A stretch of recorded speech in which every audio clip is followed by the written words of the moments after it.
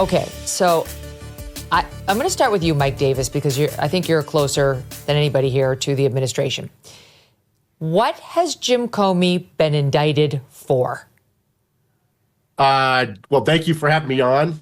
John's also very close, but I would say this, that Jim Comey was indicted because he lied to Congress, so 18 U.S.C. 1001, false statements, and then he obstructed a congressional proceeding or investigation. So it's pretty clear cut that he did both of those things. He had there was a grand jury that found probable cause that both of those things happened, and so that's why Jim Comey, the former FBI director, is facing indictment. I will say that I shouldn't take glee in someone being indicted, but I do. I'll be honest with you. James Comey is a scumbag. He made up the Russian collusion hoax, the Crossfire Hurricane investigation. He set up General Flynn as the incoming national security advisor. This guy is a saboteur of the duly elected president of the United States, and he can go to prison, and he can also go to hell.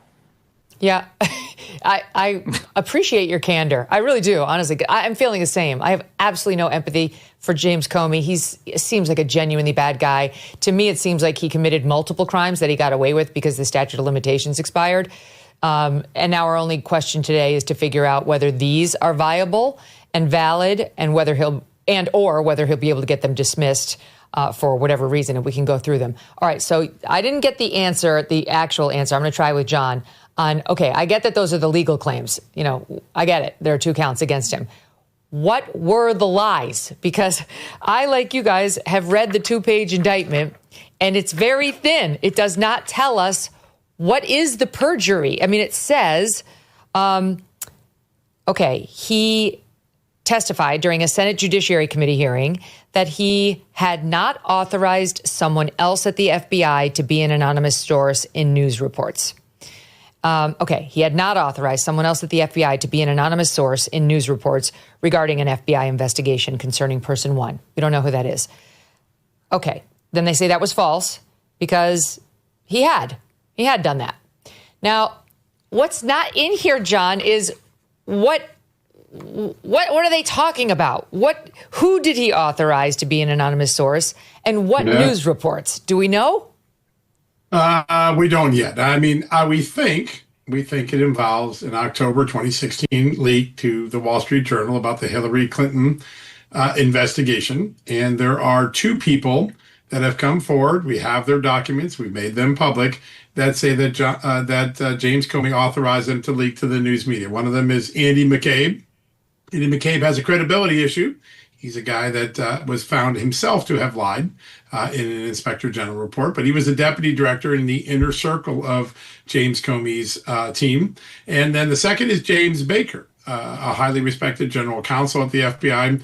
He has not been indicted or accused of any wrongdoing. And he said, listen, I'm just going to be straight with you guys. When he was interviewed by the Postal Inspection Service, they brought them in as an independent agency when they were looking at leaking during the Comey years. Hey, James Comey asked me to leak, and he not only asked me to leak, he asked me to leak classified information, and that instruction came through his chief of staff, James Rubicki. So both men claim that they were authorized to leak in this time frame around the October 2016 Wall Street Journal article. Now, I will agree with you, Megyn. This is the thinnest worded indictment I have ever seen as a reporter. It is so lean. I was looking for an introduction, didn't even get that. We will get some. It's been shot up with Ozempic. That is how lean it is. Exactly. It is that lean. We're going to get more details next week. I think there'll be some either an FBI affidavit in support of it, or when the arraignment comes, we'll get a little bit more detail. But I was shocked by the leanness based on the documents we have. We believe it involves that Wall Street Journal article in October 2016. Okay, before we move on from that point, you said, okay, possibly he leaked to Andy McCabe, who was his deputy at the FBI, and possibly to James Baker, who worked for him at the FBI at the time as well. Asked them to leak, yeah. Asked them to leak while they were all FBI employees. Now, the Andy McCabe leak that you're referencing, is that the one that Andy McCabe already got reamed by a DOJ inspector general for, because there was a difference of opinion. Andy McCabe leaked to the Journal, and then he came out and said, I did it, but Comey kind of authorized it after the fact. I told Comey about it, and he authorized it, not before the fact. But then the inspector general just laid into Comey, and the inspector general certainly seemed to think that laid into McCabe, seemed to think that McCabe was the liar, because Comey was like, I didn't authorize it. McCabe was like, he did, though it was after the fact. And it seemed like the inspector general was like, McCabe is the liar. And I'm actually thinking he might potentially need to get prosecuted for lying. It didn't happen. So is that the possible McCabe leak that you and I are talking about right now? Yeah, listen, they're all talking about the same story and who leaked when, what, and who approved what when. What's most important in this chain of events, the one clearest direction to leak, one that doesn't have the muddled up analysis of the inspector general or the problems of Andy McCabe's own credibility, is what James Baker said. James Baker is unequivocal in his interview with the Postal Inspection Service. We put that document out. You were kind enough to have me on your show. We talked about it then. I think it's a really important document. It is a claim by a member of the Comey inner circle that he was instructed in advance to leak something, and that what he leaked was classified information, and that instruction came from James Comey through the chief of staff. So if you're the United States Justice Department, when you bring this case, you're going to have to bring in James Rybicki, James Baker, and Andy McCabe, and you're going to have to synchronize their stories. Rybicki is the chief of staff who allegedly gave the instruction from Comey to there. Now, we also know that there are some emails and text messages, and I would not be surprised that in the next version of this indictment or in the next affidavit from the FBI agent that we get a little bit more flesh on the bone. But there's a lot to still be answered here. And I think that our suspicions are well-founded. We need to get more data than we got in the original indictment. Is the James Baker leak what you and I discussed that was in the Durham annex that had been kept hidden from us and just got released in the latest tranche? Or where did that come from?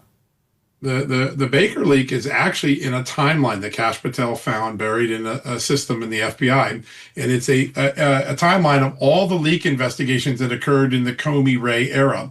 And in there were some remarkable claims. And when they first got released by the Trump Justice Department, ironically, the Trump Justice Department redacted the most important piece of information, this story by James Baker. We appealed to the Justice Department, and Pam Bondi intervened and got it unredacted, and that's when we got this piece. So it's a timeline that someone in the FBI decided to write. When you look at it, it looks a little bit like a CYA timeline, like, hey, if anyone ever asks, I want you to let you know what really went on with these leak investigations. And in the middle of that timeline is this extraordinary story, which we have corroborated independent of the timeline, that Baker gave this testimony, and he stands by that testimony to this very day.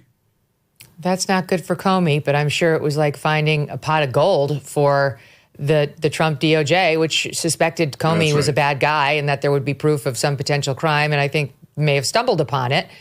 So long story short, Mike, before I go to Dave, don't believe the mainstream media that this is and we'll get to the political motivation, all that, but like that on the merits, this is a baloney case. This actually could have real substance if you have James Baker saying, Jim Comey, through his intermediary, told me to leak. And I did leak on that direction. And Jim Comey, under oath, it's on camera, saying, no, I didn't. Yeah, I mean, look, you're looking at the grand jury in the Eastern District of Virginia, which is filled with Democrats and government workers right across the Potomac River from the grand jury in D.C. that refuses to indict violent criminals. And so there is definitely probable cause to move forward with these indictments if the grand jury found that there was probable cause. This is not some Southern District of Texas grand jury, again, Eastern District of Virginia. Okay, now, Dave, here we go to you.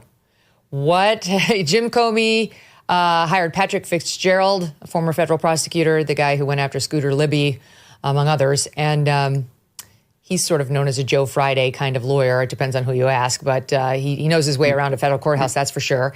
He put out a very slim 2-line statement saying we look forward to his complete vindication in court. And then you got the weepy sort of soft voiced Jim Comey, long, like, I'm innocent and don't get down on your knees and vote like your government and your country depend on, the self-serving, sanctimonious Comey Act. I don't know if I have it in me to play it. We did it on AM Update. But let's say you're talking to Pat Fitzgerald and the two of you are chatting about how you're going to go after this. And again, we're talking about legal merits now. We'll get to whether this is politically motivated, unless you think that's relevant to how you'll go after it. What do you say? Well, Megyn, you asked the right question from the beginning. We don't know what the leak was, and that's crucial here. Okay, aside from their strategy, which will be focused on vindictive prosecution and selective prosecution, so it never gets to a jury, we still need to know what was the leak. What was the article? And for that, I would like to ask John Solomon, because then I have a response to that. What was the article that James Baker allegedly leaked? It was a consequential story that a lot of people believe, at least Hillary Clinton believes, swung the election. There's an irony in this, that he's being prosecuted for leaking a story that may have been damaging to Hillary Clinton. It was about what was going on in the Hillary Clinton email case and the Anthony Weiner laptop and what went on in that period of time. Isn't it an irony that that what may ultimately be, if this turns out to be the article, again, the indictment is so thin, we don't know what article they were speaking about. But just to clarify, and I'll give it back to you in a second, Dave, but that just to clarify, so that article was one, if memory serves, in which the FBI outed that it was having a war with the DOJ about what to do about Hillary and all those emails. That's right. That's right. And then there's a piece of classified information that's disclosed. Okay, go ahead, Dave. If it's about Hillary Clinton and Andrew McCabe, Megyn, you're correct. The Inspector General found that it was Andrew McCabe was the one who could not be trusted, lacked candor, and that he said after the fact that he told Comey that he had leaked this stuff, and Comey shrugged. It was not an authorization. Authorization has to be done beforehand, right, not afterwards, right? But then John Solomon correctly brings up James Baker, which is separate, because McCabe has his own issues here. Baker did come clean and say there was a leak. But here's the thing. It looks like, according to the documents that are involved here, which we're all basing it after, the article that James Baker led to, that he leaked for, was not a Hillary Clinton article, but something totally different. Because if you look at the documents, it says that this article appeared in October 2016, that it was sourced to two government officials. It contained classified information and involved, of course, the FBI. There's only one news article that meets that criteria, according to the New York Times, if you do a search, and it's an article about Yahoo aiding the U.S. email surveillance by adapting a spam filter, not the Hillary Clinton stuff, right? So if that's the case, right, and if John agrees, if that's the case, he's got it out. Then there is no lie. That's right, because you remember what the question was by Cruz. It had to involve the Clinton. Right, exactly. Yeah, that's exactly right. Cruz teed it up when he was getting Comey on the record, because just for the audience at home, because I know this is a lot to follow, Comey was under oath in 2017. And Chuck Grassley of Iowa asked him, a Republican, have you leaked? And have you authorized anybody to leak? And he said no and no. Well, if we can't get him on those charges, because that's a long time ago, and it's only 5-year statute of limitations. But in 2020, they had another shot at Comey. And Ted Cruz brought up the Grassley testimony and said, do you stand by all that? Because, by the way, Andrew McCabe suggests you did tell him to leak. But in any event, do you stand by that earlier testimony to Chuck Grassley? And Comey said yes, but it was specifically about, did you leak about the Hillary investigation the FBI was doing or the Trump administration? Here's the Ted Cruz exchange that, we believe has led to this indictment. We're pretty sure the Ted Cruz exchange is the basis of the indictment. We're just not sure exactly which leak or article he's talking about here. On May 3rd, 2017, in this committee, Chairman Grassley asked you point blank, quote, have you ever been an anonymous source in news reports about matters relating to the Trump investigation or the Clinton investigation? You responded under oath, quote, never. He then asked you, quote, have you ever authorized someone else at the FBI to be an anonymous source in news reports about the Trump investigation or the Clinton administration? You responded again under oath, no. Now, as you know, Mr. McCabe, who works for you, has publicly and repeatedly stated that he leaked information to the Wall Street Journal and that you were directly aware of it and that you directly authorized it. Now, what Mr. McCabe is saying and what you testified to this committee cannot both be true. One or the other is false. Who's telling the truth? I can only speak to my testimony. I stand by what the testimony you summarized that I gave in May of 2017. So your testimony is you've never authorized anyone to leak. And Mr. McCabe, if he says contrary, is not telling the truth. Is that correct? Again, I'm not going to characterize Andy's testimony, but mine is the same today. Okay, so just to go back to John Solomon for a second, what's your response to Dave's point that the only thing he thinks James Baker was involved in leaking is about a Yahoo article? Yeah, we don't know which one the classified. We still don't know what James Baker leaked. We know it's in the same time frame as the article of that. We know it's the same time frame where they're asking McCabe. What I think is problematic for the prosecution there is that Ted Cruz's question goes two different ways. When he starts it, it's did you ever leak about the Trump administration or Trump investigation in Clinton? And he ends it asking, did you ever leak at all or authorize anyone to leak at all? That's going to be an ambiguous. If they're resting the case on that second follow-up on Ted Cruz, which we don't know yet because we have so little information, a jury's going to say, man, we are really starting to split hairs here on what you're trying to pin Comey down.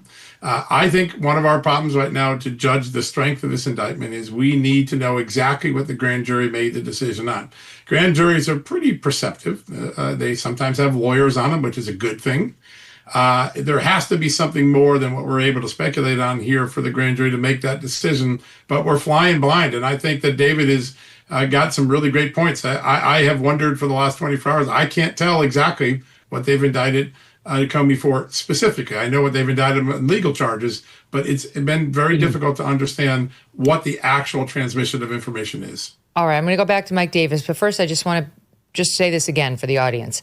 He told Ted Cruz that he never authorized anyone at the FBI to be an anonymous source on news reports about the Trump investigation or the Hillary investigation. He did affirm that.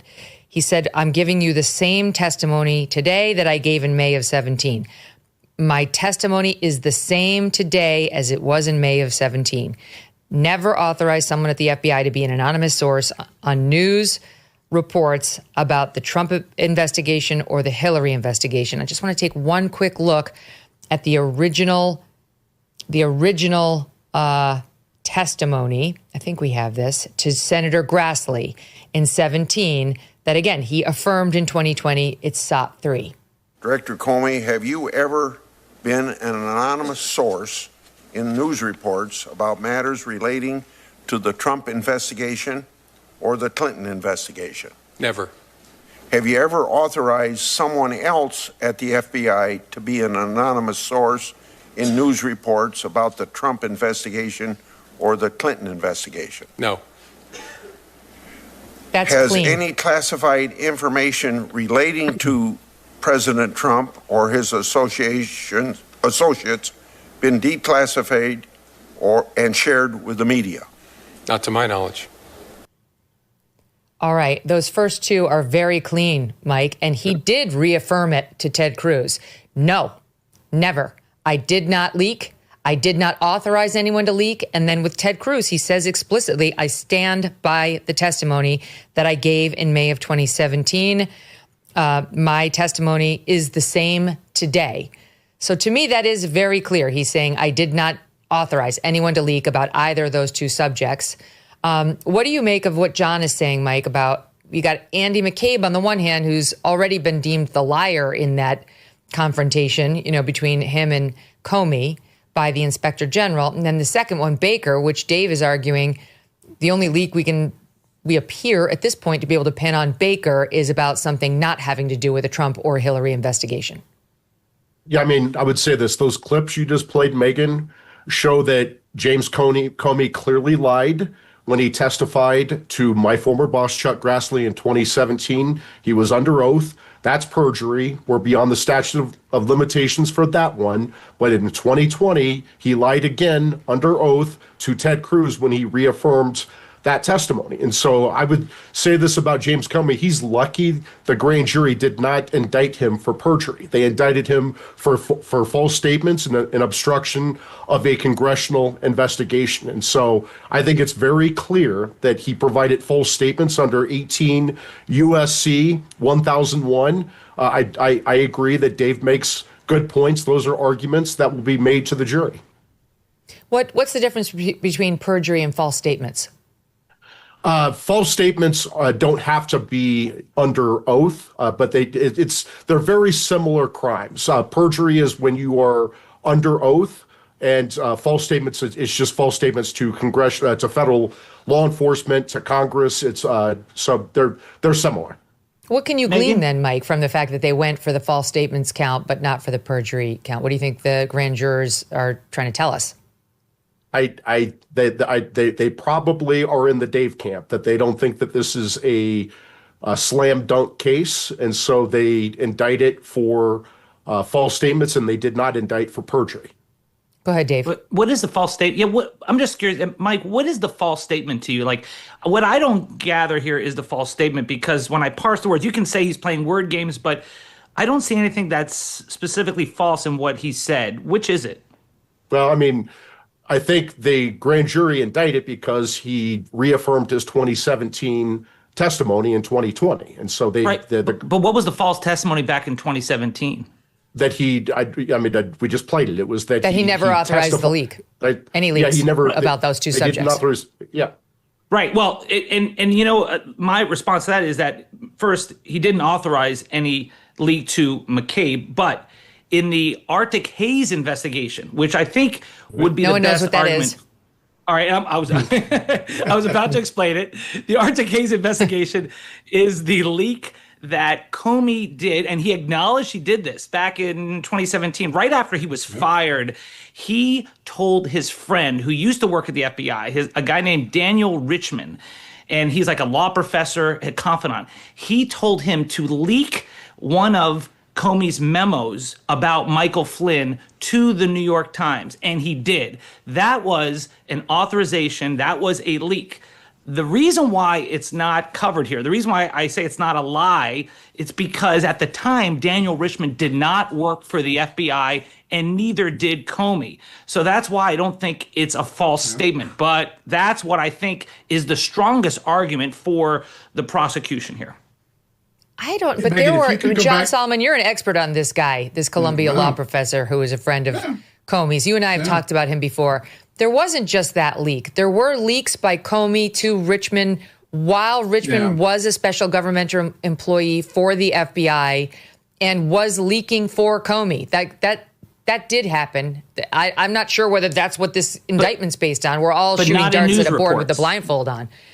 I don't know whether that's true. You take it from here, John, because I know you just did reporting on this. I want to, listen, Richmond is very clear that he was leaking on behalf of Comey and trying to craft the narrative for Comey prior to Comey leaving the directorship. And then he's unclear as to whether or not he remembers if Comey specifically authorized it or he just did it because he knew that's what Comey wanted. But remember, there's some evidence we don't know about. As I mentioned earlier, I'm told that there are some text messages and emails that will be dispositive as this case goes forward. So I think we have to wait and see what it is. I think I'd like to go back. If Megyn, if you could do it, when Ted Cruz goes back the second time and reaffirms what he just heard from Comey, he broadens the claim. And I think that's something I just want to hear again. Maybe we all should hear. Yeah, let's play it again. He doesn't narrow it to Clinton and Trump anymore. He says, I just want to make sure you're saying you never asked anyone to ever leak. See if we can play that, because I think he broadens the claim there. Here we go. Stop 4. On May 3rd, 2017, in this committee, Chairman Grassley asked you point blank, quote, have you ever been an anonymous source in news reports about matters relating to the Trump investigation or the Clinton investigation? You responded under oath, quote, never. He then asked you, quote, have you ever authorized someone else at the FBI to be an anonymous source in news reports about the Trump investigation or the Clinton administration? You responded again under oath, no.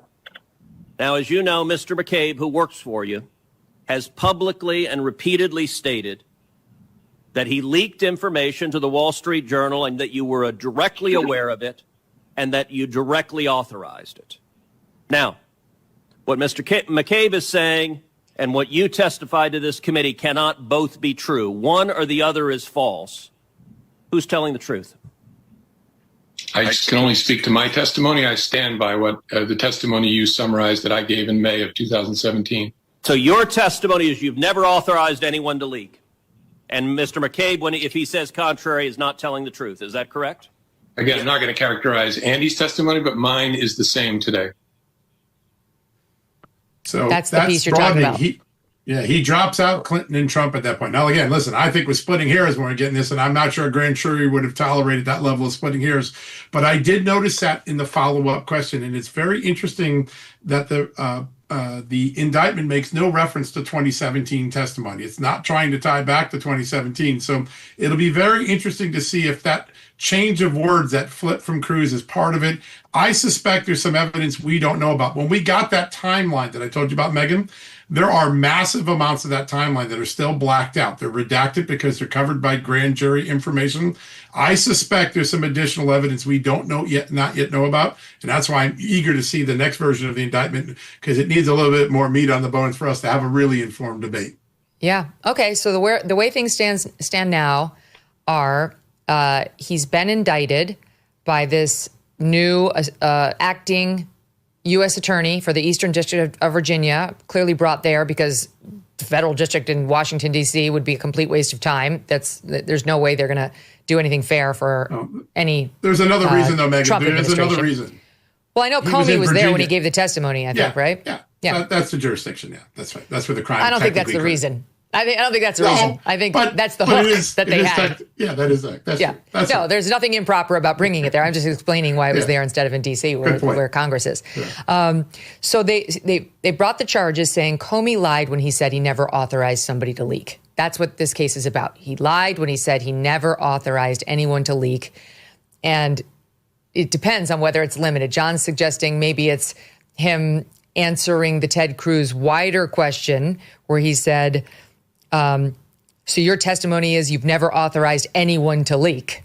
Was he saying that's my testimony? And so it goes beyond the Clinton and the Trump investigation, or is it limited to Clinton and Trump and they have proof of it in some text or other form that he did so authorize? Okay, so that now Bob's your uncle. We're off on the merits about whether he did that or he didn't, and he's going to get his day in court. However, before we get there, we are going to get a selective or malicious prosecution defense, Mike Davis, and that is something that is raised with the judge on the papers. The jury doesn't decide that. The judge looks at the facts, and this guy who's been appointed, well, not appointed, but he pulled the case, Judge Michael Nachmanoff, is an interesting judge.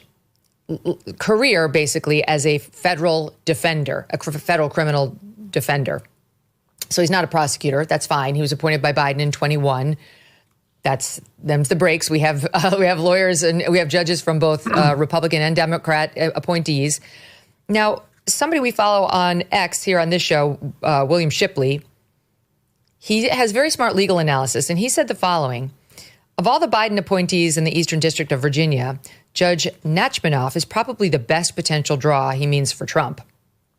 He does not have a background that suggests progressive activism, as is true of many Biden-appointed district judges, particularly those, he writes, in the last 2 years of his administration.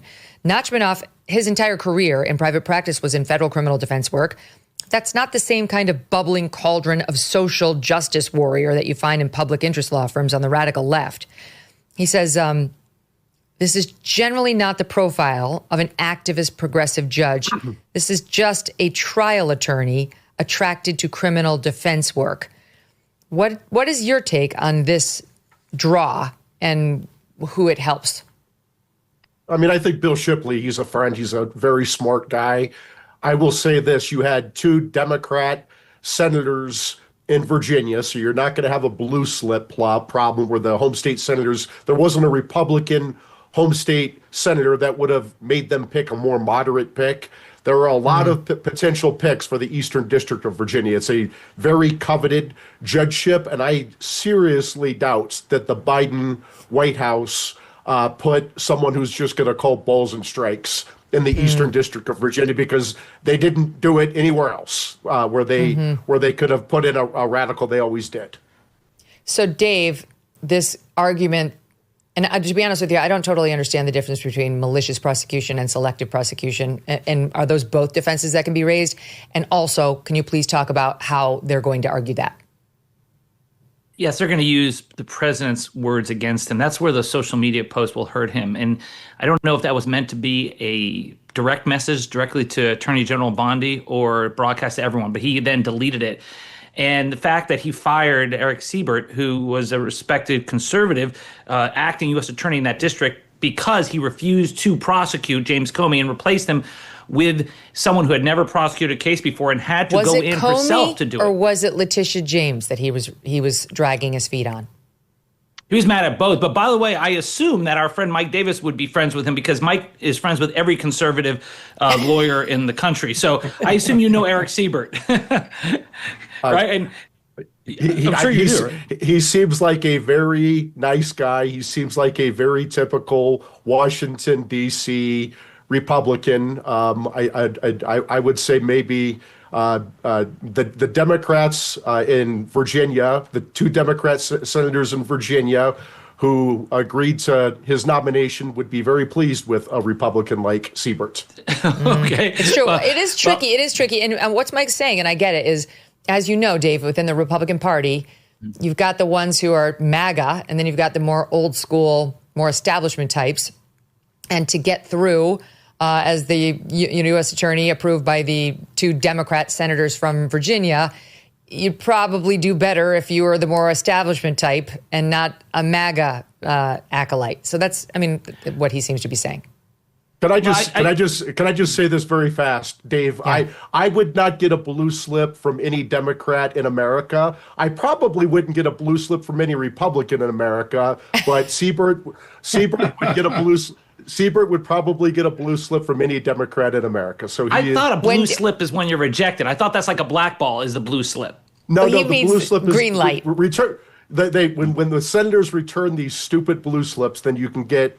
Then it's a 100-year-old tradition in the Senate where the home state senators have an absolute veto over U.S. attorney, U.S. marshal, and district court judge. And so but when I move to Florida, or when Dave moves to Connecticut, and we become the two state senators or U.S. senators from the state, we would definitely blue slip you, Mike Davis. We would, you would sail through no matter what partisan stripes we have. All right, keep going, Dave.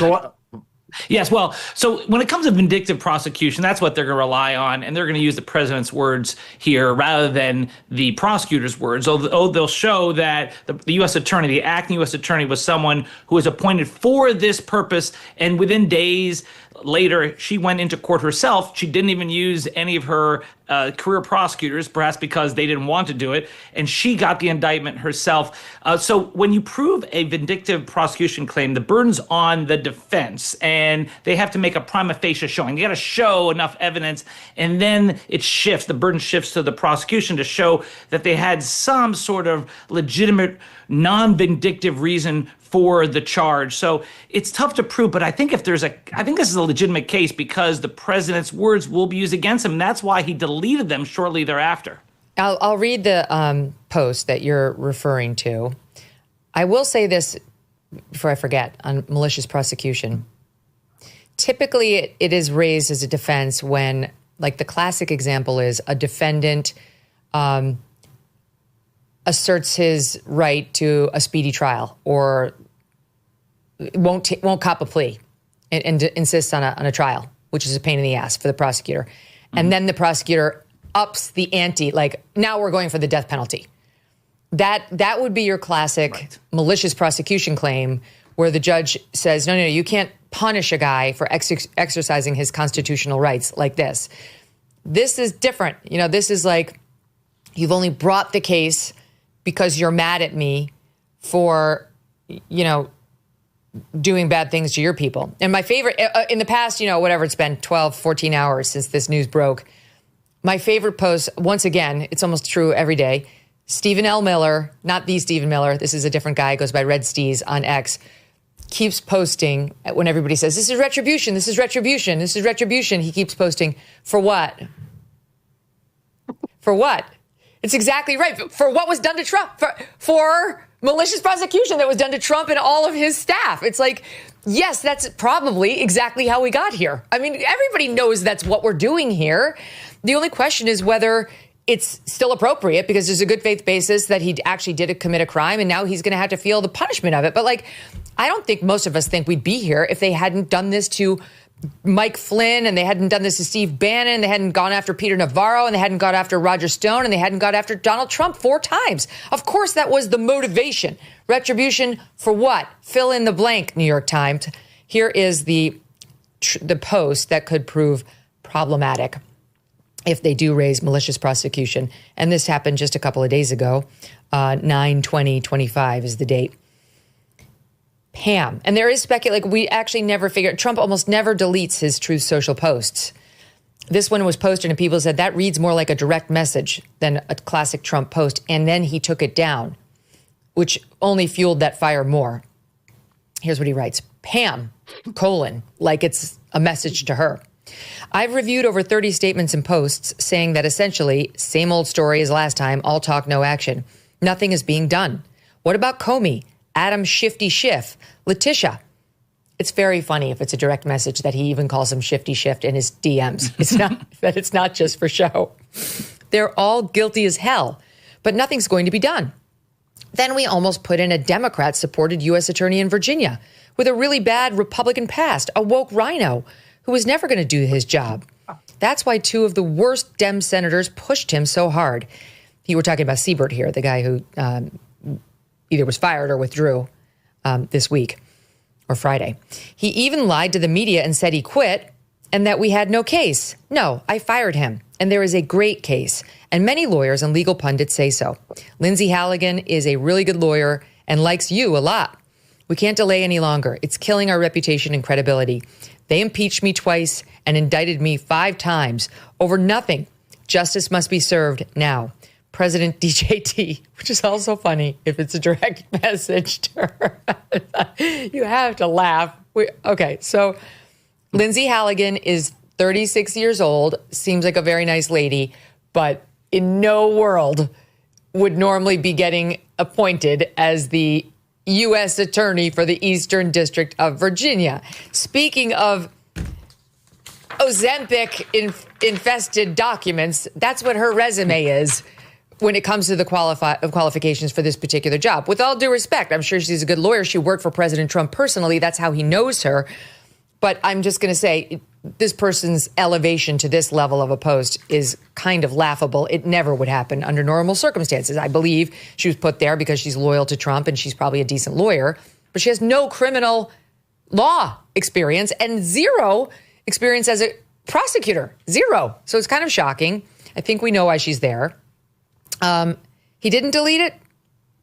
He deleted it and then he reposted it. That's what he did. I'm pretty sure that's what happened. Okay.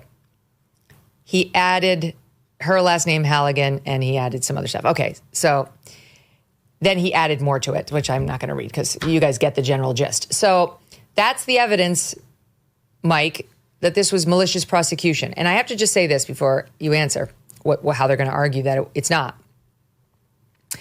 The media is having a meltdown over the fact that Trump has been very vocal about wanting this indictment, which he has, even if he took this, whatever, without this tweet. He's been very vocal about wanting James Comey indicted. And they're horrified by this. And they really think it's obvious that it was under White House pressure. And maybe it was. And 100% so were the Trump indictments. Like, I just have absolutely no tolerance for this argument.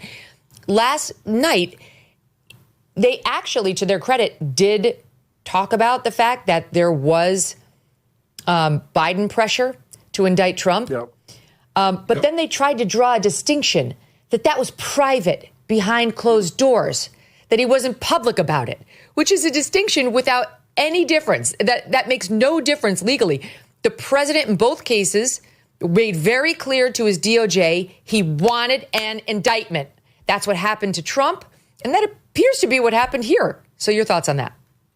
I would just say that the Trump Justice Department should just go back and use the Biden Justice Department's legal arguments that Jack Smith made when Trump made these same arguments about malicious prosecution. And so that's exactly what the Biden Justice Department did. And, was there a political motivation here? Probably. But you know what? I would say this to these people. You ran unprecedented Republic-ending lawfare against President Trump, his top aides, his allies, his supporters, parents, Christians. I'm going to use the same damn arguments that they threw at me, which was, well, a grand jury indicted here. So it's obviously legitimate because the grand jury indicted here. So look, revenge is best served cold. I think that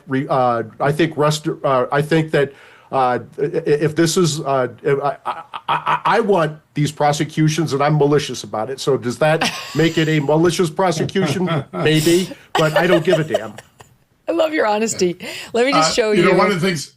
Yeah, go ahead, John. Megyn, real quickly, one of the things that will come up in the malicious prosecution arguments, the judge will inquire what the grand jury knew. And one of the ways that prosecutors sometimes insulate a malicious prosecution claim is say, hey, listen, we want you to know the president's out there saying that he doesn't like James Comey, and James Comey has been clear he doesn't like the president.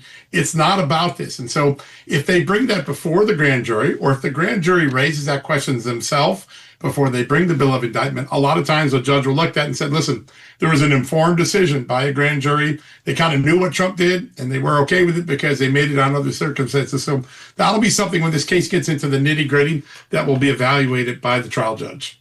I also think even if they don't have this prosecutor raising that with the grand jurors, Team Trump's got an argument like, hello, it was everywhere. Trump, again, it's not just down to this one post on Truth Social. Trump's been making really clear in front of cameras and elsewhere for a long time he hates James Comey and would love to see him indicted. It was not a mystery, which I would submit to you guys is better than what Joe Biden did, which was while on camera trying to act like a good guy who would never interfere with his DOJ, but then clearly interfering with his DOJ behind the scenes. There is an April 2022 New York Times article that bust that wide open, talked about how behind the scenes he was leaning on Merrick Garland. He was pissed it was taking so long. Keep in mind the Trump indictments did not start until 2023. This is before he'd been indicted anywhere, saying, what's taking so long? Hurry it up. We need to see indictments. He wanted him in jail, and there was a very good argument. He wanted him in jail to stop him from winning the presidency again. I mean, talk about malicious. Here's a sampling of how Biden and the Democrats sounded back then. Okay, pressuring the Department of Justice to go after Trump. SOT 13. The New York Times reports President Biden privately told his inner circle that former President Trump should be prosecuted. Garland's deliberative approach is even frustrating President Biden himself. President Biden confided to his inner circle that he believed former President Trump was a threat to democracy and should be prosecuted. I also have been somewhat frustrated at the pace that DOJ has gone. This isn't complicated. It is ridiculous how long this is taking. And I think justice delayed is justice denied. We campaigned for 4 years saying we were going to be the party that upholds the rule of law, that's going to have an independent Justice Department. So far, Merrick Garland is failing the United States of America. How many crimes does somebody have to commit to get prosecuted in this country, at least get investigated by the Department of Justice? The Attorney General and the Department of Justice have failed this badly. Will this new reporting perhaps nudge him a little bit? President Biden is right. What is Merrick Garland waiting for? This is his job, and he's not getting the urgency of the moment. There was universal pressure on Merrick Garland to go after Donald Trump. And when Alvin Bragg was the first to go and brought this ridiculous indictment against Donald Trump, which was unlike any lawyer had ever seen, and they couldn't figure it out. There were lengthy segments on TV, just like we're having now, like, what does it mean? What is he doing? Only that one had about 40 legal hoops that you had to jump through in order to understand the crime, where they took misdemeanors and inflated them into felonies, and they resurrected dead claims under the statute of limitations. And then we didn't understand exactly what Trump had done anyway. Like he put in his books payment to lawyer and for a payment to his lawyer, but he was expected really to just say, in order to pay off porn star, or it's a crime. Like all of us were so confused.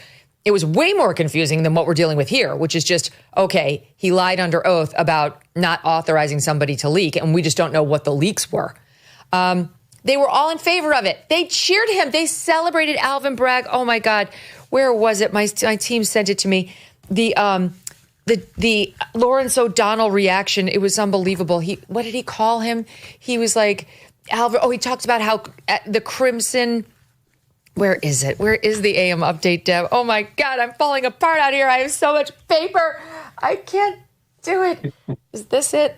In any event, he was talking about how the Harvard Crimson was celebrating Alvin Bragg as like the next coming, and he really was starting to believe it. That's my point. Okay, so I can't handle the absolute hypocrisy and the defense.